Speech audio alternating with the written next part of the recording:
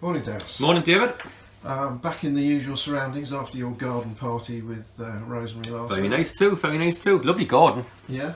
Just like mine. Nice, not bad for a council house, to be honest. Is that right, didn't you?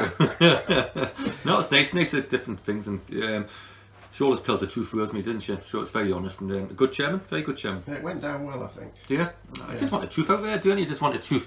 And it wasn't my idea. And I think people who knew about it was there to say, listen, just tell the truth for once. And but you know, we're even looking at the board now. You know, we've got Ashford. I don't know if he's fit. Napa 50-50. Blocky. Then we've got Jarvis out, Collier out, Wareham out, Crosmer out, Casey out, Loza out, Johnny Smith out, Dempsey out, Cook suspended, and now Skinner's injured. He was scared to stay the other night. You know, when Freeman took a knock and we got Skinner from a stand, he came down.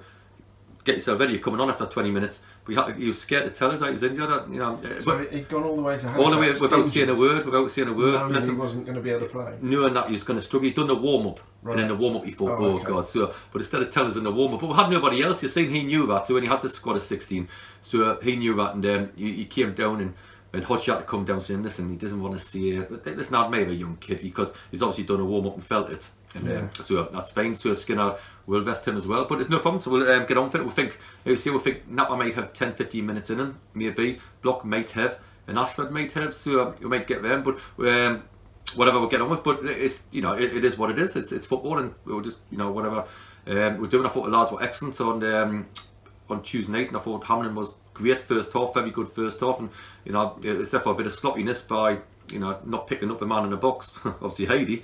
Anything else went very, very well. Should have scored. Should have a penalty. I think a handball. We won it. Massive handball. Gavin should have scored from a header. I've got the rebound in, whatever. And obviously Dobbs should have scored as well. But that's we'll move on. We'll go another tough game tomorrow against a side who has signed a couple of players, and we'll put the best side we possibly can to win a game. Simple as that. Sure. Yeah. Well, I was going to say a couple of games since we last spoke. Maidenhead. Yeah. First goal, completely unmarked player. Second goal, not too dissimilar. They were too easy, weren't they? Oh, too easy. Scandalous, really. And I think we knew that. You know, awful goals to concede, especially when the back four were senior. You know what I mean? Because all they blaming the young kids like Freeman 19, Skinner 18 or whatever, and blaming like Dalby only 19 and things like that. It's alright having a crack at some young one, because that's easy for a manager, isn't it? Oh, we've got this young side and all them injuries, but if the back four can't defend that, we have got problems, and I think we knew that as well. We defended Miles better at Halifax, but again, their job was to look after the front two, and never quite done it at the end. But you know, some decent performances in their force, and all the rest. A great save by Rossi, but you know, I thought the defending against it was a game of two halves. At the end, Dev said it well. First half we were better, stronger, and we conceded two sloppy goals. Second half we were miles better. Should have got something out of the game. When we're equal, we scored. Then we've got a great chance one-on-one him, and if that goes in, you're on it. But very good. But you know, we can't defend like that. That's for sure. Certain. Then, like I say, we're defending Miles better on Tuesday night. Miles better, but got done by the centre forward who was in the right place at the right time to score. I thought he was offside myself. I don't know. It was a V player, sure. No, it was. So, but there you go. Alright, so all good. Well, there were chances both at Maidenhead after Kane had scored, and also at Halifax before the fairly late goal, which of course had to be Jake Hyde. I mean, we probably all should, if we were allowed to bet on football, should have all had a huge bet on Jake Hyde to score. But he gets himself in them positions. Like I thought the goal was offside, but the one what the scored might not have been that he scored one which he thinks he was. Because I spoke to Heidi. I spoke to him at the DF down. I wore right and all that. Of course, I no problem. And you know, he thought he could have been maybe he's offside, but he also thought the goal he scored, when it got ruled out, he wasn't. So we'll have a look at the video, but it's pointless looking at the videos now, to be honest. But yeah, Heidi, right place, right time. You see, where worst bit is, suppose when I weighed and we got you centre half, other centre half, like, it's one person who can't ever happen to score like that. Was it in the 6-yard box and all? So could we have done better there and all that, you know? So that's all it was. And you know, but he does get, like, see, when he does play, he does get 8 or 9 a season. He does get in them areas, he does gamble, he does get in there, and that's why, you know, Halifax put the money out for him a bit, and that's why he's up there on a 2-year contract. So you know, he will score goals, give him a chances. Sure. One thing I think that came across to me from admittedly only watching the highlights, because Maidenhead wouldn't let me in and I chose not to go to Halifax. Yeah. You pick your games. There was no lack of effort in either of those games. There's not. I don't think. You see, lack of effort's a big word, like, you know, and I'm not having that one, to be honest, like, now, so I'm glad about the social thing today, which we can talk about in a bit. Lack of effort, I mean, it's lack of effort. Players maybe it's not good enough to be a top 10, 12, 14 side. I think maybe it's fair enough, you know, but lack of effort. No, it's never been a lack of effort. I think people who say that are nuts. Team not good enough and formation maybe is not good enough or whatever. And the situation, but not lack of effort. I think that's a ridiculous thing to say. But bottom line is they're all battling very, very well. You know, even like Maidenhead, it wasn't a lack of effort. It's just the lads got 2 goals in there, and it's just very bad defending.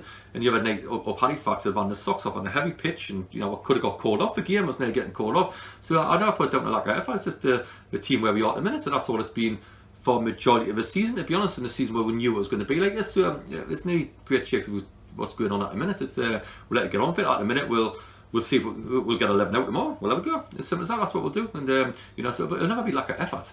No. Exactly. That's what I agree. Yeah, you mentioned the conditions. If it weren't for the fact that you'd got there, you'd travelled all that way and so on, do you think that game might have been called off? 100%. It was on Tuesday. Yeah. It was getting mentioned at half time. No, if it had been a Saturday game. Yes, maybe, yeah, because the referee actually come in at half time and said, listen, we've got to have a look at this, and I'm trying to say, you play the game. We're not coming back up here and all that, you know, you play the game. And so I'm glad, you know, I'm glad he did. Obviously, he's still disappointed, but I'm glad he played it and all that, you know. But I do think it was an ordinary game. It could have got called off, just like it should have been called off against Stockport here, which has wrecked the pitch, by the way. But yeah, it should have been as puddles on the pitch. And I even think at Dowse is when he had a 2-up in a normal game, it would have rolled in, but stopped a little bit and all that, you know. So it's things there, but it was, but same for both sides, you know, like, you know. And yeah, I think it was close to getting called off. Okay. Yeah, you mentioned a couple of times about tomorrow's game against Weymouth. Yeah. I think it's significant when you look at the league table that Weymouth are in the same part of the league table as we are, along with Wealdstone, Kings Lynn, Altrincham. I'm going to see if I can get a one-word answer out of you here. And I'm the one who's using this word and raising this subject. Is that not the fact that we're with these teams where we are entirely significant of budget? Yes. Thank you very much. I completely agree. It reflects the budget, and you look at the teams that are in the middle and at the top, with the excellent exception of Sutton. Excellent exception.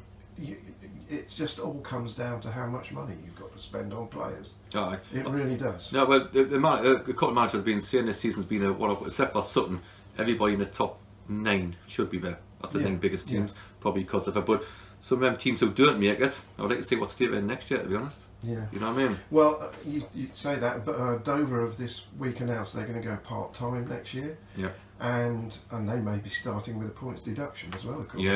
And the Bournemouth chairman has said that he can't continue to fund the club. I'm not so sure about the second one. I know the first one's right, but well, he has. He's issued a statement. Right. Okay.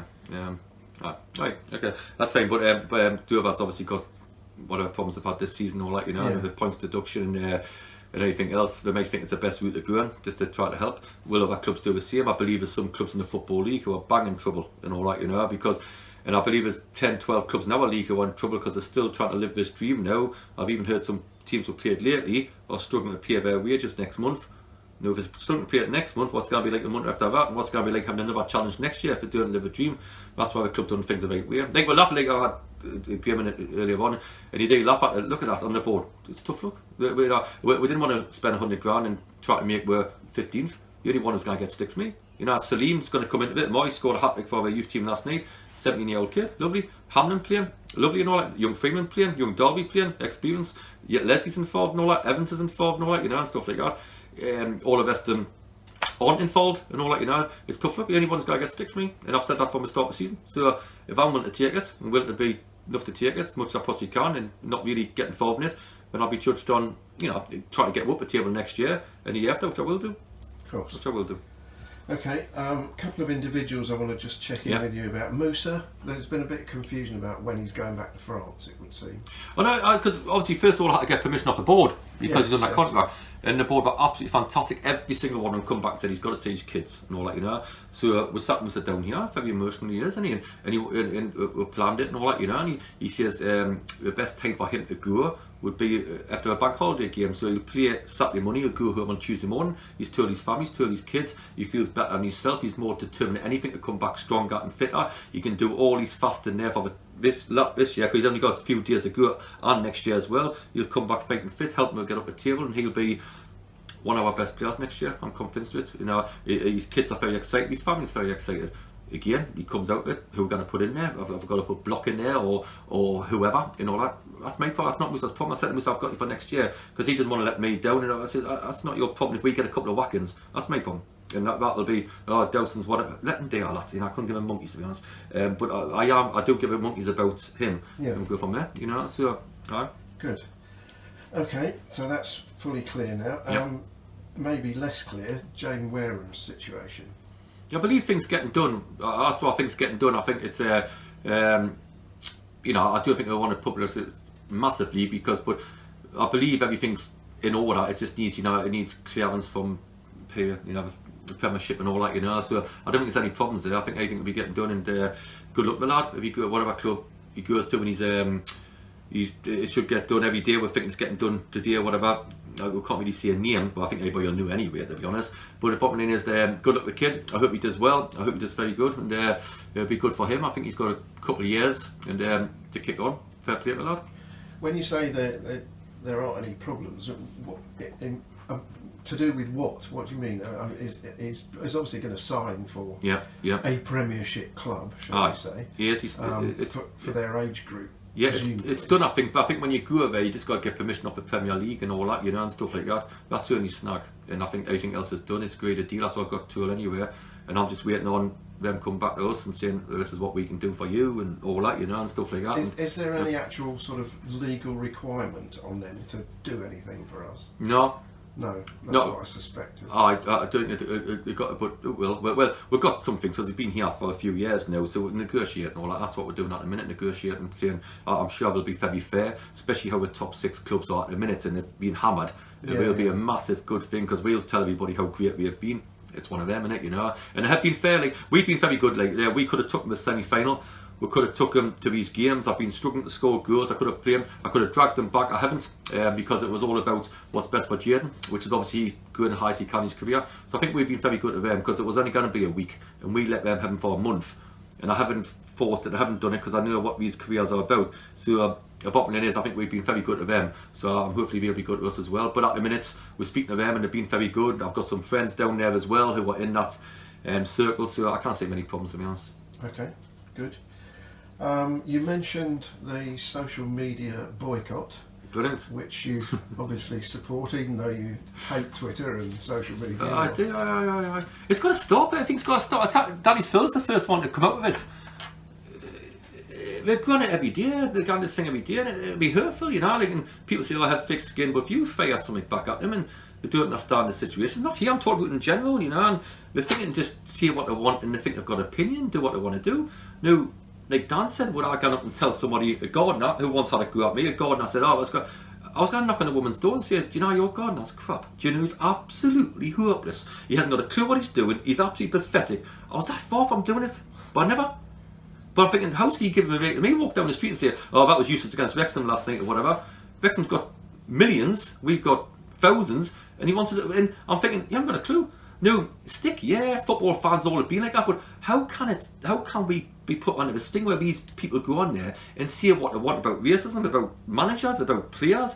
What gives them a right to do that? What gives them a right to go and say, this is wrong and this is crap and he's useless and he's awful and Dowse should be never. Like, I've been in the game since I was 7 years old, and I think I've done really well with it, really, without me going, I should be this and I should be that, and you know, and all the rest of it. What gives people a right to turn around and say, he's past his sell by date and all that when I'm 50 years old and the problems I've had this season, I think, and I get a little bit like that, you know. I'll tell you what I get this is what I do, and this is how poisonous it would be, because some are fair and some probably didn't want me to get the job anyway, and some are nasty and some will say, like, I've had a lot of support. Me and the chairman on the town centre the other day, and yes, people come over, brilliant Dowse and all you do and tough for you, and you know, and you get lots of support, but you're going to get people who do it, and I get that, and especially seeing we lose every week at the minute, and you know, we've explained the situations and all, but we get a kid, right? This is some sort of deal, and this is the point.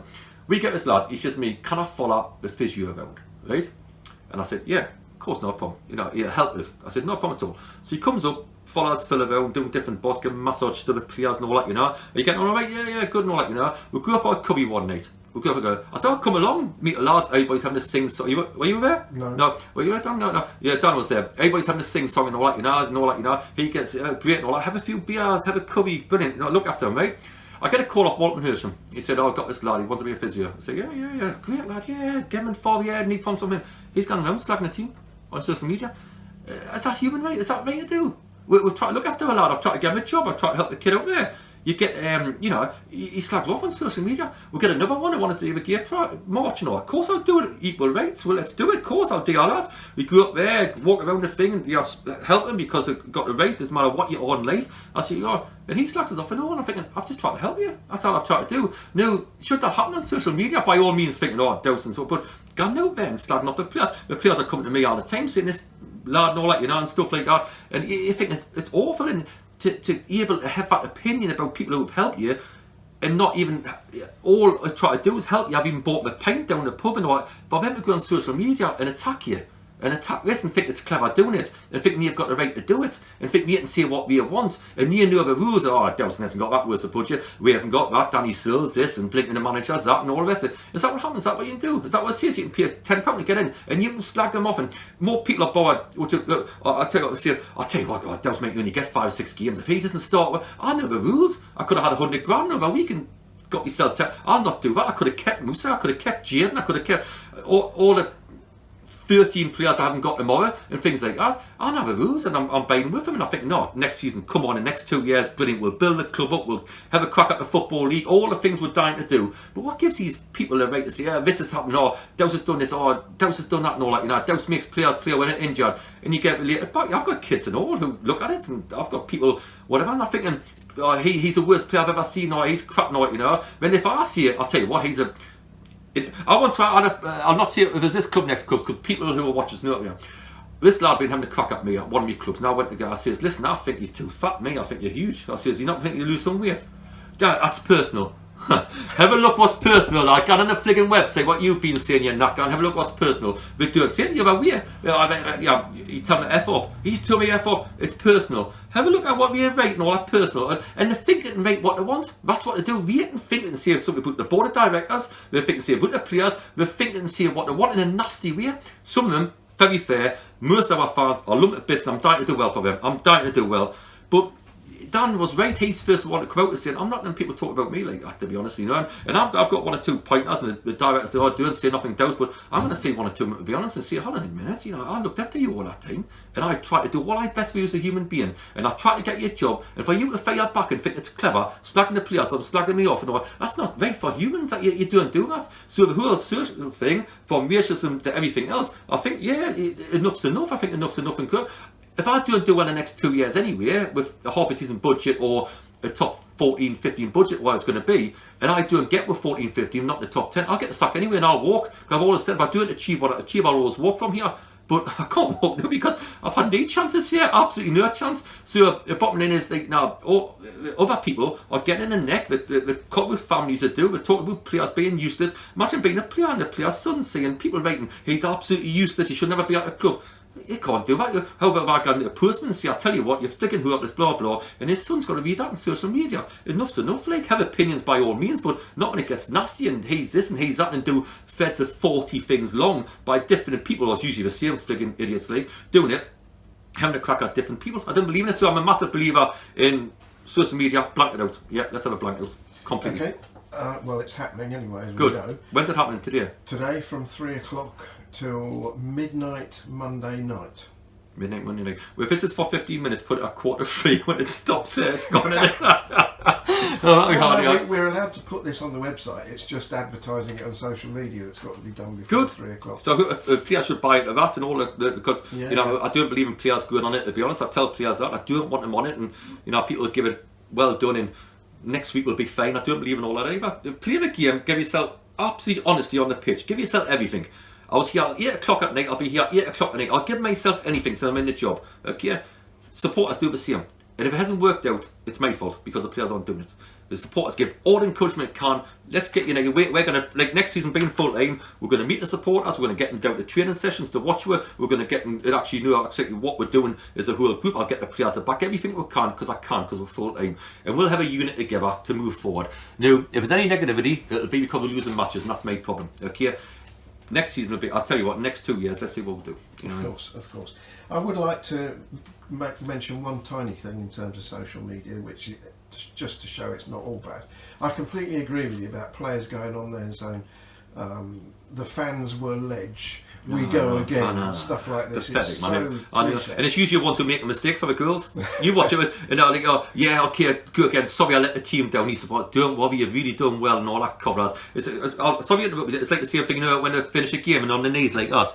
And oh, look at him, poor. So he's on his knees. He's had 90 minutes to do something like that. He's had 90 minutes not to send a tweet. Oh yeah, fans were ledge. Great, let's go again. Sorry, let you down. We're going to regroup and all that, and stuff like that. And the supporters say, oh, don't worry about that. You're all right. I know what players do as well, what I mean? Yeah, sorry, David. No, that's all right. I just wanted to mention that following Tuesday night's game, Ben Gehring put up a lovely tweet about praising Leo Hamlin and encouraging him for the future. He did it. He's absolutely fantastic.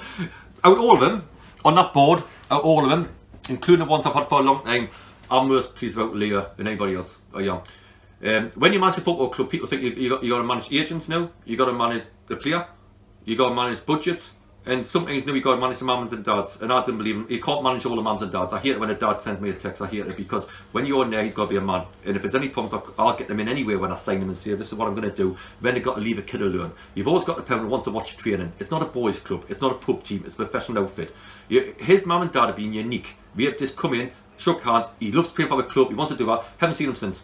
Not said not one word. Let the lad come there, he comes himself in his car, he does all that. He's a man, he comes as a man, not one of these who, they've got to get there and hover around and they send me texts and they do this and they do that. His family have been unique, and the lad wanted to play for a working football club, and he's lived his dream.